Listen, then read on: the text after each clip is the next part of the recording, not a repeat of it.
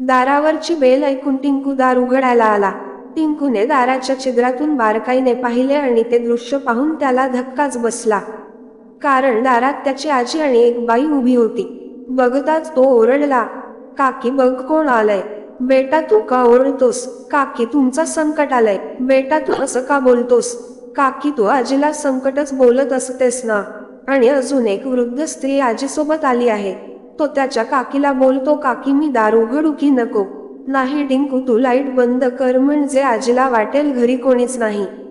आणि इथे शांतपणे बस. आताच फक्त 15 दिवस झाले आहेत आजीला गावाला जाऊन आणि इतक्या लवकर परत पण आली.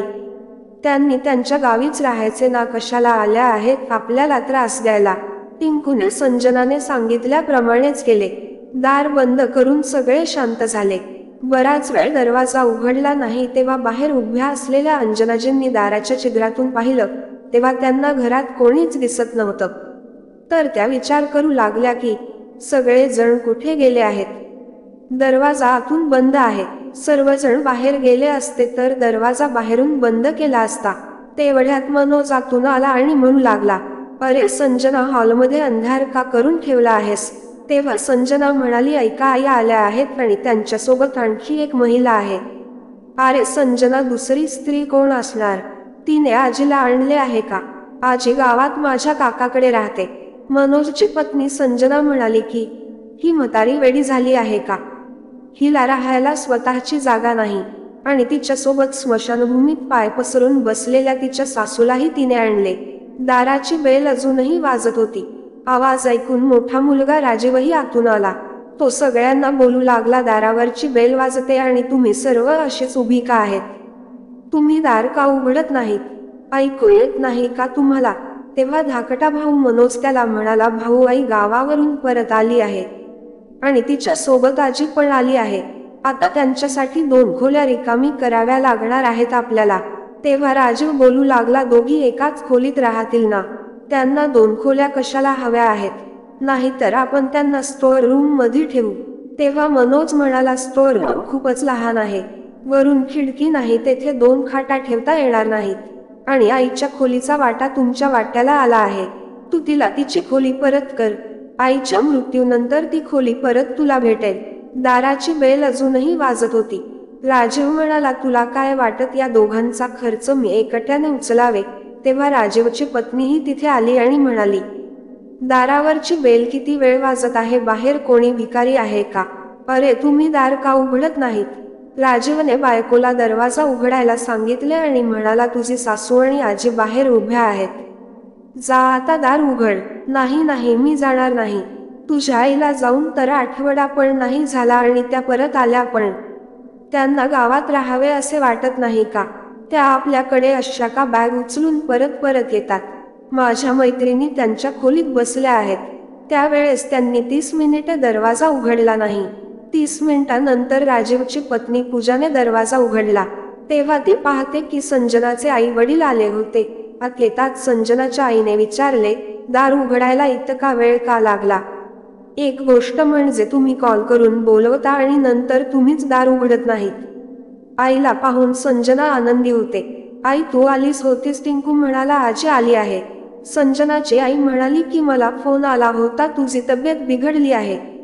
मला तेव्हा राहावले नाही म्हणून मी लगेच घाबरून आली आणि मला तू दरवाजा जवळ उभी करून तू माझा अभिमान वाढवलास. पण आई मी तुला एकही फोन केला नाही आणि माझी तब्येतही ठीक आहे. तेवढ्यात अंजनाजी आणि त्यांची सासू कमलाजी काठीच्या मदतीने आत येतात आणि म्हणतात, तुम्ही दार उघडत नसल्यामुळे आम्ही विहीनबाई यांना फोन केला. म्हणूनच मी ही पद्धत अवलंबली जेणेकरून तुम्ही दार उघडाल. अंजनाजी म्हणाल्या, दरवाजा उघडायला तुम्ही इतका वेळ का लावला. आम्ही तुमच्या शेजाऱ्यांच्या घरी गेलो आणि तिथून फोन केला. मोठ्या सुनेने सांगितले की जेवण जेवल्यानंतर तिला झोप लागली. अंजनाची दोन्ही मुले आणि सुना हॉलमध्ये बसलेले पाहतात. धाकटी सूनही त्यांच्या जवळ उभी असते. अंजनाजींना हे प्रकरण समजले नाही. प्रथम ते सासू कमलाजी यांना त्यांच्या खोलीत घेऊन गेल्या. मग त्यांनी पाहिले की मोठी सून पूजाच्या मैत्रिणी तिथे बसून पार्टी करत होत्या. त्या चांगल्या पदार्थ खात होत्या. त्यांचे सामान इकडे तिकडे पडले होते. हे सर्व पाहून त्या खूप घाबरल्या. मग त्यांनी आपल्या सासू यांना कमलाजींनी दुसऱ्या खोलीत बसवले आणि आपल्या मोठ्या सुनेकडे गेल्या. सुनबाई, हे सर्व काय आहे? तुझ्या मैत्रिणी माझ्या खोलीत काय करत आहेत? तेव्हा मोठी सून म्हणाली, तुम्ही आजीलाही घेऊन आलास, घरात खोलीची कमतरता आहे. अंजनाजी म्हणाल्या, घरात 6 खोल्या आहेत. तुम्ही एकामध्ये राहतात. लहान सून आणि तुम्हा दोघांची मुलं एकाच खोलीत राहतात. पाहुण्यांची खोली आहे. उर्वरित 2 खोल्या रिकाम्या आहेत. अरे, मी आजीला माझ्या खोलीत ठेवीन आणि अजून एक खोली बाकी राहील. तेव्हा राजीव म्हणाला, ते काय आहे आई, आम्ही घर वाटून घेतलं.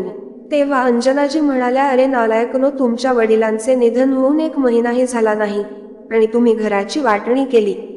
मोठ्या सुनेला कोणते संस्कार नाही का? ती तिच्या मैत्रिणी सोबत घरात पार्टी करत आहे. तिचे सासरे जाऊन 1 महिनाही झाला नाही आणि तुम्ही मी असताना घर कसे वाटून घेतले? आपण तितकेच माणसे आहोत, तर आपल्याला खोल्या कशा कमी पडल्या? तेव्हा त्यांचा धाकट्या मुलगा म्हणाला, आम्ही दोघांनी प्रत्येकी 3 खोल्या घेतल्या आहेत. आया, आम्हाला पती पत्नीला एका खोलीची गरज आहे. मला माझ्या मुलासाठी 1 खोली आणि पाहुणे येतील त्यांच्यासाठी 1 खोली हवी आहे. तेव्हा अंजनाजी म्हणाल्या, बेटा, दोन्ही एकच गेस्ट रूम ठेवा. 2 गेस्ट रूमची काय गरज आहे तुम्हाला? तेव्हा राजीव म्हणतो, आई, तुम्ही स्टोअर रूम मध्ये राहा. तुम्ही तिथे जमिनीवर गाद्या पसरवून झोपा.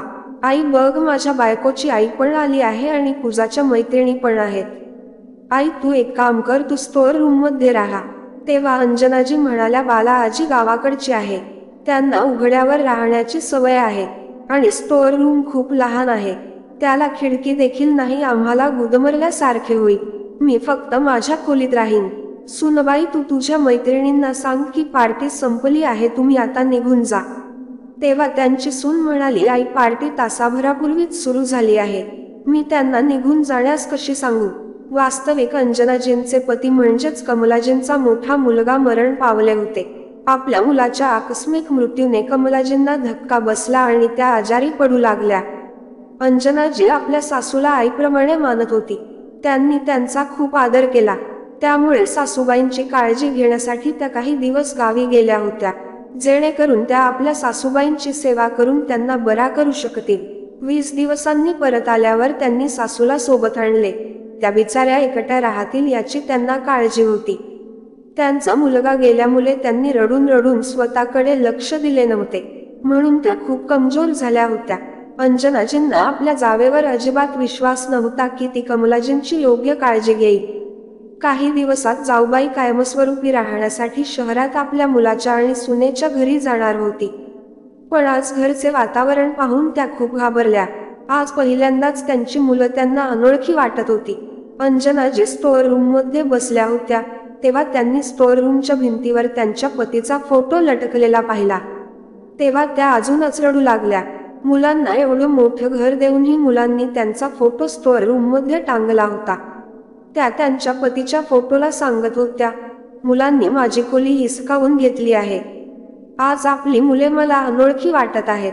आज मला अनोळखी घरात आल्याचा भास होतो. आज तुमच्या फोटोला जागा नाही, तर माझ्यासाठी काय जागा असेल?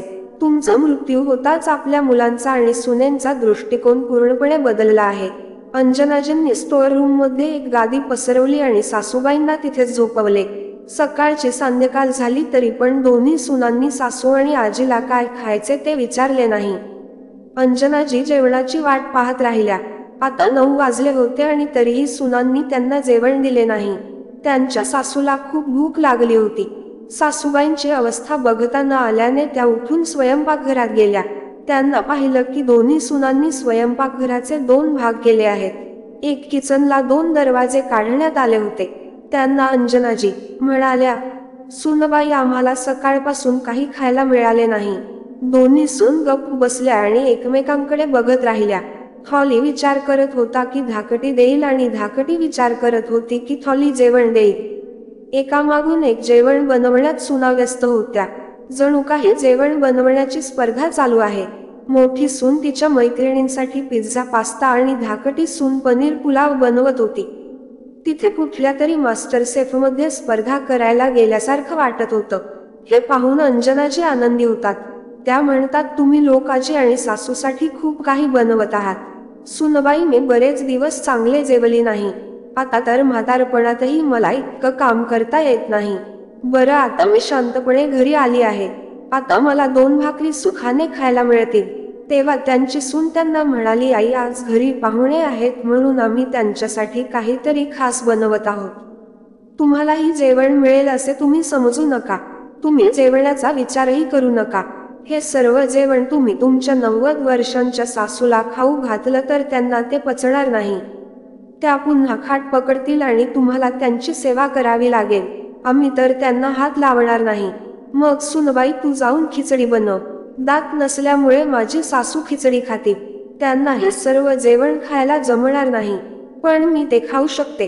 तेव्हा धाकटी सून म्हणाली, आई, मी 8व्या महिन्यात आहे आणि तुम्हाला हे माहीत असले पाहिजे की तुमच्यासाठी कोणीही जेवण तयार केलेला नाही. मी माझ्या आईसाठी जेवण बनवलेले आहेत. मोठ्या कष्टाने मी आईसाठी जेवण बनवले आहे. तुम्हाला खूप भूक लागली असेल तर फ्रीजमध्ये ठेवलेले ब्रेड आणि बटर खा. नाहीतर मोठ्या जाऊबाईला खिचडी करायला सांगा. मग लगेच मोठी सून संजना म्हणाली, आई, माझ्या मैत्रिणी आल्या आहेत. तुम्हाला दिसत नाही का? आता तुम्ही मला त्रास देऊ नका. तुम्ही स्वतः खिचडी बनवा. तुम्हीच त्या 90 वर्षाच्या म्हातारीला आणले आहे, आता तुम्हीच त्यांची सेवा करा. तेव्हा अंजनाजी रागावून म्हणाल्या, सुनबाई, नीट बोल. ती माझी सासू आहे. त्या मला माझ्या खऱ्या आईपेक्षा जास्त महत्वाच्या आहेत. तुम्ही माझ्याबद्दल काही बोलाल तर मी ते ऐकून घेईन, पण तू माझ्या सासूबाईंबद्दल काही बोललीस तर मी तुझी जीभ तोडेन. येऊ दे तू माझ्या मुलाला, तेव्हा मी तुला सांगते. तेव्हा राजीव तिथे येतो तेव्हा त्यांची सून त्यांना बोलते, आला बघ तुमचा मुलगा, आता काढा तुमचा राग. तेव्हा त्या आपल्या मुलाला म्हणाल्या, बेटा, तुझी बायको बघ तुझ्या आजीबद्दल किती फालतू बोलत आहे. तुझ्या बायकोला तुझ्या आजीला एक खिचडीची वाटी देणेही जड झाले आहे. आई, पूजा बरोबर आहे आणि मला दुसरे काम आहे. अगं, एवढ्या पहाटे ऐकून मला माझा दिवस खराब करायचा नाही. आता मला कामावर जाऊ दे. असे म्हणत राजीव रागाने तिथून निघून गेला. मोठ्या सुनेने नवऱ्याचे म्हणणे मान्य केले आणि तिने बोलायला सुरुवात केली. ती त्यांना म्हणाली, मी त्या म्हातारीबद्दल काहीही बोलेन. तुम्ही काय करणार आहात ते मी बघतेच. अरे सासूबाई, इथे तुम्हाला एक भाकर भेटत नाही आणि वरून तुम्ही आणखी एक ओझं आणलत. सासूबाई, तुम्ही असे मला डोळे दाखवू नका. आता तुमचे दिवस गेले. एवढं बोलून मोठी सून स्वयंपाकघरातून बाहेर पडली आणि तिच्या खोलीत जाऊ लागली. आई, तुम्हाला काही लाज नाही का? माझ्या मैत्रिणी आल्या आहेत आणि तुम्ही सर्व पाहुण्यासमोर नाटक करत आहात. तुम्ही शांतपणे बसू शकत नाहीत का? ऐका सासूबाई, मी सिनेमा बघणार आहे. मग धाकट्या सुनेनेही तेच केले. स्वयंपाकघराला कुलूप लावून ती तिच्या खोलीत गेली.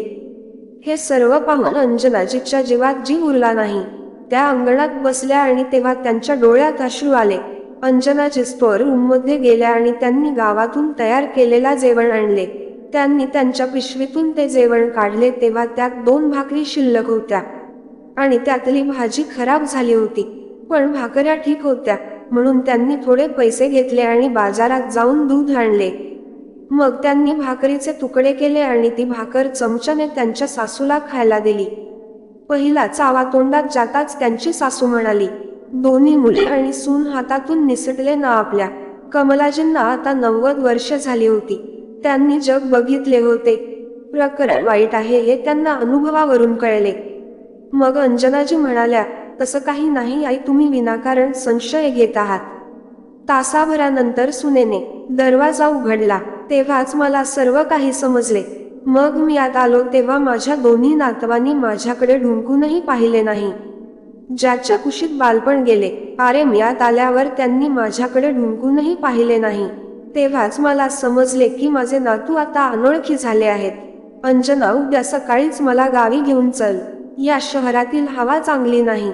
मुले बदलतात तेव्हा आपणही आपला दृष्टिकोन बदलला पाहिजे. त्यांचे बोलणे ऐकून अंजनाजी डसाडसा रडू लागल्या. त्या बोलू लागल्या, कदाचित माझ्या संस्कारामध्येच कुठेतरी कमतरता असेल. माझ्या पालनपोषणातच काही कमतरता झाली असावी. तेव्हा त्यांची सासू म्हणाली, समस्या तुझ्या पालनपोषणात नसून शहरातील हवेत आहे. आजकाल शहरातील मुलांना आई वडिलांची गरज नाही. त्यांना सासू सासऱ्याची सेवा करायची नाही. तू धीर धर, त्या मुलांसाठी तुझा मूड खराब करू नकोस. असे म्हणत कमलाजींनी आपली सून अंजनाच्या डोळ्यातील अश्रू पुसायला सुरुवात केले. जेव्हा त्यांनी त्यांच्या डोक्याला प्रेमाने स्पर्श केला तेव्हा त्यांना थोडी जवळीक वाटली आणि त्या मोठ्याने रडू लागल्या. त्यांच्या हृदयात दडलेल्या भावना बाहेर आल्या. कमलाजी त्यांच्या सुनेला म्हणाल्या, मला तू दोन्ही भाकरी खायला देऊ नकोस, तू पण एक भाकर खा, मी पण तुझी सासू आहे. रात्री मुले आली तरी त्यांनी आपल्या आईला विचारले नाही, आई तू कशी आहेस, तू जेवली की नाही, आणि आजी कशी आहे. ते आपापल्या खोलीत जाऊन झोपली. आईने काही खाल्ले की नाही विचारलेही नाही. आजीची तब्येत कशी आहे. मध्यरात्री चित्रपट पाहून मोठी सून थेट तिच्या खोलीत गेली आणि सगळे आनंदाने हसत होते. रात्रीचे जशी सकाळ झाली. सकाळी मोठी सून स्टोअर रूम मध्ये आली आणि म्हणाली, आई प्लीज उठा, खूप उशीर झाला आहे, तुम्ही अजून झोपल्या आहात, सकाळचे 7 वाजले आहेत. सुनबाई, सकाळचे 7 वाजले आहेत, तू चहा आणलास तर ठेव, मी उठून पिते. जागा बदलल्यामुळे मी रात्री उशिरा झोपली. तेव्हा मोठी सून म्हणाली, आई तुम्ही तर आता गावातच जाऊन चहा प्या, बाहेर रिक्षा उभा आहे, तुम्ही दोघी गावाला जा. तुम्ही तुमचं सामान पॅक केलं आहे ना, तुम्हाला तुमच्या मुलांनाच गावी पाठवायचे आहे.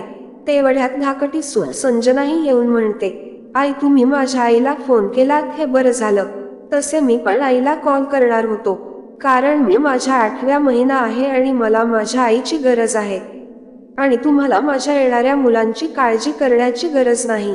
माझी आई येथे आहे, ती सर्व काही करेल माझे.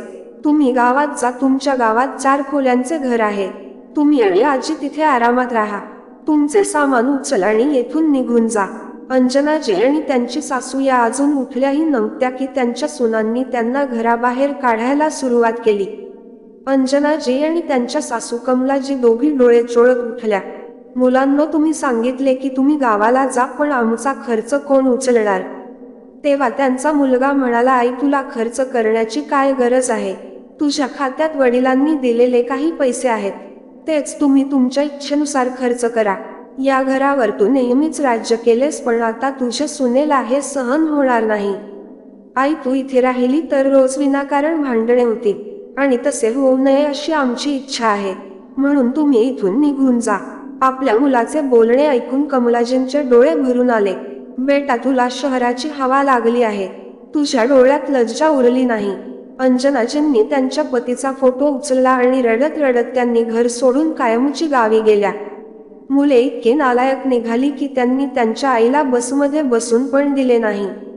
तेव्हा त्यांच्या नातू टिंकूला आजीची दया आली. तो म्हणाला, आई तू आजीला असं का घरातून काढत आहेस, हे बरोबर नाही, गप्प बस, तू तुझ्या खोलीत खेळायला जा. त्याच्या आईने त्याला ओरडल्यावर तो त्याच्या खोलीत गेला. अंजनाजी गावात पोहोचतात तेव्हा त्यांना दिसले की त्यांचा दीर गाव सोडून दुसरीकडे कुठेतरी जाण्याच्या तयारीत आहे. अंजनाजीची सासू कमलाजी आपल्या मुलाला म्हणाल्या, बेटा लखन कुठे चालला आहेस, मला एक मुलाच्या घरातून हाकलून दिले आहे, आता तूही मला सोडून जात आहेस. होय आई, मी माझ्या मुलांसह शहरात जात आहे, पण तुम्ही आपल्या गावची जमीन विकू नका. बघा आज अंजनाची काय अवस्था झाली आहे, तुझा भाऊ गेल्यानंतर ती बेघर झाली आहे, आता तिचे वास्तव्य गावातच आहे. अंजनाजींची अवस्था बघून त्यांचा दीर खूप अस्वस्थ झाला. मात्र त्यांनी शहरात जाण्यासाठी तिकीट काढले होते, म्हणून त्यांनी अंजनाजींचे सांत्वन केले आणि ते शहरात त्यांच्या मुलाच्या घरी गेले, कारण त्यांचे मुले आणि सुना असे नसतील असा त्यांचा विश्वास होता. कमलाजी आणि अंजनाजी दोघेही गावात आपले जीवन जगत होते. अंजनाजींनी सासूबाईंची खूप काळजी घेतली. वेळोवेळी ती त्यांना स्वयंपाक करून खायला घालत होत्या. त्यांनी त्यांची चांगली सेवा केली आणि दोन्ही मुले शहरात स्थायिक झाले. इकडे आई आणि आजी दोघेही गेले. आपला तणाव संपला, त्रास कायमचा टळला. मुलगा आणि सून मिळून मस्त धमाल करतात. संजना आनंदाने चिवचिवाट करत तिच्या आईच्या खोलीत गेली. आई आई, आता सगळे टेन्शन संपले, म्हातारी सासूबाईंसोबत गावी गेली हे बरं झालं, आता मी माझ्या येणाऱ्या मुलांसाठी शॉपिंग करते, खाटही आणावी लागेल. ऐक मुली, तुझ्या सासऱ्याचे निधन झाले होते म्हणून मी तुझी ओट भरणीचा कार्यक्रम नाही करू शकली, पण आता आपण तुझे सगळे कार्यक्रम करू. हो आई, तू बरोबर बोलत आहेस. आणि ऐक संजना, अशा परिस्थितीत तू खरेदीला जाऊ नकोस, मी एकटीच जाईन. ठीक आहे आई, माझ्यासाठी माझ्या आवडत्या लाल रंगाचे कपडे आण, आणि मी आतापासून माझ्या मैत्रिणींना आमंत्रित करते. धाकट्या सुनेने तिच्या वटी भरण्याचा कार्यक्रम पार पाडला, पण सासूला तिने बोलवले नाही. तिने आई वडिलांच्या घरून सगळ्यांना बोलावलं. तिच्या मैत्रिणी आल्या, पण सासूने तिला लहान सून म्हणून खूप प्रेमाने घरात आणले.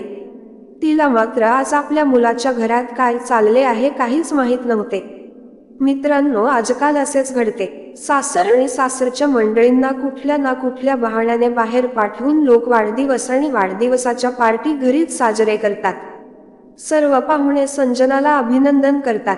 तिची आई येणाऱ्या मुलासाठी सोन्याच्या बांगड्या आणि चैन देते. संजना म्हणते, आई, तू माझ्या येणाऱ्या मुलाला सोन्याची चैन दिलीस. तुझ्या जागी माझ्या सासूबाई असत्या तर फक्त 100 रुपयांनी सांभाळले असते आणि ती म्हातारी आजी 10 रुपये सुपूर्द करायची आणि म्हणायची, दीर्घायुष्य जगा आणि सुखी राहा. ती फक्त आशीर्वादानेच सांभाळून घ्यायची. बरं झालं गेल्या, माझा तणाव दूर झाला. ओटी भरण्याचा कार्यक्रम झाल्यावर सर्व पाहुणे जेवत होते. तेवढ्यात दारावरची बेल वाजली. एक माणूस आला आणि त्याच्या हातात एक लिफाफा होता. मनोज दारू उघडतो आणि म्हणतो, तुम्हाला कोणाला भेटायचे आहे? तेव्हा तो म्हणतो, हे राजीव आणि मनोजचे घर आहे का? असे त्या व्यक्तीने विचारले. हो हो, मी मनोज. मग तुमच्यासाठी एक भेट आहे. संजना म्हणते, हो, माझ्या येणाऱ्या मुलांसाठी ही भेट कोणीतरी दिली असेल. हो, थांब, मी पाहते. तेव्हा मनोजने लिफाफा उघडला आणि जे वाचले ते वाचून त्याला धक्काच बसला. तो बोलणे बंद करतो. संजना म्हणते, काय झालं? काहीतरी बोला तर राजीवही तिथे येतो. काय झालं मनोज, तू गप्प का आहेस? मनोजने पत्र त्याच्या हातात दिले. पत्र वाचून त्यालाही धक्का बसला. तो माणूस म्हणतो, हे या घराचे कागद आहेत. आता मी या घराचा मालक आहे. तुमच्या आईने हे घर आम्हाला विकले आहे. तुम्ही ताबडतोब हे घर रिकामे करा, नाही तर मी पोलिसांना फोन करेन. इकडे राजीवला काळजी वाटत होती की काय झालंय. टेन्शन आताच गेलं होतं, पण पुन्हा टेन्शन आलं. राजीवला धक्काच बसला होता. आता तुम्ही हे घर रिकामे करा, तो माणूस म्हणाला. त्यांनी खूप प्रयत्न केले, पण त्यांनी बळजबरीने राजीव आणि मनोज यांचे सामान घराबाहेर फेकण्यास सुरुवात केली. सर्व पाहुणे तिथे उभे राहून पाहत होते. राजीव रस्त्यावर आला होता. त्याला काय करावे समजत नव्हते. संजना हात जोडून म्हणाली, भाऊ, एक रात्र तरी इथे राहू द्या. मी गरोदर आहे, मग मी कुठे जाणार? तुम्ही कुठेही गेलात तर मला काही फरक पडत नाही. जेव्हा तुम्ही तुमच्या आईला या घरातून हाकलून दिलेस तेव्हा तुम्ही हा विचार केला नाही. तर मग मी का करू तुमचा विचार? मी या घराचा मालक आहे. तुम्ही इथून निघून जा आणि तुम्हाला पाहिजे ते करा. मला तुमची पर्वा नाही. राजीव आणि मनोज संजनाच्या आईच्या घरी पोहोचतात आणि तिथे रात्र घालवण्याचा निर्णय घेतात. मात्र संजनाचा भाऊ आणि वहिनींनीही तिला तिथे राहू दिले नाही. तिची वहिनी म्हणाली, संजना ताई, जेव्हा तू तुझ्या सासूला आपली आई मानले नाहीस, मग मी तुला इथे का ठेवू? तू गरोदर आहेस तर मग मी तुझा का संपूर्ण भार का उचलू? या घरात तुझा अधिकार नाही. संजनाची आई म्हणाली, सुनबाई, असं करू नको, ती कुठे जाईल? सासूबाई, तुम्हाला इथे राहायचा नसेल तर तुम्ही त्यांच्या सोबत जा. त्यांना रात्र रस्त्यावर काढावी लागली आणि जास्त चालल्यामुळे संजनाच्या पोटात दुखणंही वाढलं. ला खूप वेदना होऊ लागल्या. ती रडायला लागली तेव्हा मनोजही खूप घाबरला आणि तिला दवाखान्यात घेऊन गेला. मात्र रात्रीच्या ऐनवेळी तिला हॉस्पिटलमध्ये कोणी प्रवेश देत नव्हते. तो वेड्यासारखा दवाखान्यात चक्रा मारत होता. अखेर त्यांना सरकारी रुग्णालयात दाखल करण्यात आले. मात्र त्यांना मुलाला वाचवता आले नाही. मनोजला वाईट वाटत होतं. संजनाला मोठा धक्काच बसला होता. ती गप्प राहत होती आणि ती कोणाशीही बोलत नव्हती. कदाचित तिला जाणवत होते की तिने कुठेतरी आपल्या सासूचे खूप वाईट केले होते. आज तिला तिच्या वाईट कृत्याची शिक्षा मिळाली होती. सकाळ झाली तेव्हा त्यांनी एक छोटेसे घर भाड्याने घेतले आणि दोन्ही भाऊ तिथे गेले. काही दिवसांनी राजीव आईशी बोलण्यासाठी गावी निघून गेला. पण जेव्हा तो गावात पोहोचला तेव्हा त्याच्या आईने गावातील सर्व मालमत्ता विकल्याचे त्याला समजले. खरेदीदार लोक तिथे होते. त्याची आई आणि आजी कुठे गेली होती कोणाला काही माहीत नव्हते. त्याचे काका होते, तेही गाव सोडून आपल्या मुलाकडे राहण्यासाठी शहरात गेले होते. तेव्हा एक शेजारी म्हणाला, राजीव, मनोज, तुम्ही तुमच्या आईशी चांगले वागले नाहीत. तुमच्या आईने गाव सोडले आहे आणि सासूलाही सोबत घेऊन गेली आहे. मग शेजाऱ्याने त्याला एक पत्र दिले. ते पत्र त्याच्या आईचे होते. पत्र उघडल्यावर त्यांनी वाचले, बेटा, मला माहीत आहे तू इथे नक्की येशील, म्हणूनच मी पत्र लिहित आहे. आता तुम्हाला आम्हाला ठेवण्याची गरज नाही. तुझ्या वडिलांना पहिला हृदयविकाराचा झटका आला तेव्हा ते घर त्यांच्या नावावर होते, त्यामुळे त्यांच्या लक्षात आले होते ते फार काळ जगणार नाही. तेव्हा त्यांनी ते घर माझ्या नावावर केले. त्यामुळेच मी तुझे घर सोडताना घराच्या मालमत्तेची कागदपत्रे सोबत आणली होती, कारण आता हे घर मी तुला देऊ शकत नाही. जेव्हा माझ्या मुलांनी मला दूर केले तेव्हा आजपासून मीही माझ्या मुलांना दूर करत आहे. हे घर विकून आम्ही कुठे जाणार आहोत, आम्ही कुठे आहोत हे जाणून घेण्याची तुम्हाला काहीही गरज नाही. आता तुम्ही तुमच्या मनाचे स्वामी आहात, तुम्हाला हवे तसे जगा. बऱ्याच काळापासून मी मला पाहिजे ते करत आहे, तर आता तुम्हीही तुमच्या इच्छेनुसार करा, मला परवा नाही. आईचे पत्र वाचून राजीव बोलू लागला की आजीने आपला पूर्ण विनोद केला आहे, कारण घर विकण्याची कल्पना तिची होती. हे सर्व ऐकून मनोज म्हणाला, आईने आपल्याला रस्त्यावर आणले आहे. आता त्यांना त्यांच्या कृत्याचा पश्चाताप होऊ लागला, कारण हे सर्व त्याचेच होते. मित्रांनो, अंजनाजी आणि त्यांच्या सासू कमलाजी दुसऱ्या शहरात गेल्या होत्या आणि त्यांनी एका चांगल्या वृद्धाश्रमात आश्रय घेतला होता. आता वृद्ध लोकांची सेवा करणे हे अंजनाजींच्या जीवनाचे ध्येय होते. मित्रांनो, सुनेची इच्छा असेल तर ती प्रेमाच्या धाग्याने एकत्र बांधून आपले कुटुंब कायमचे एकत्र ठेवू शकते. हे सर्व त्यांच्या हातात आहे. मित्रांनो, तुम्हाला अंजनाजीचा निर्णय कसा वाटला? बरोबर वाटला तर कमेंटमध्ये हो लिहून आम्हाला नक्की कळवा. आणि जर अजून आपण आपल्या या चॅनलला सबस्क्राईब केला नसेल तर सबस्क्राईब नक्की करा. कथा ऐकल्याबद्दल धन्यवाद.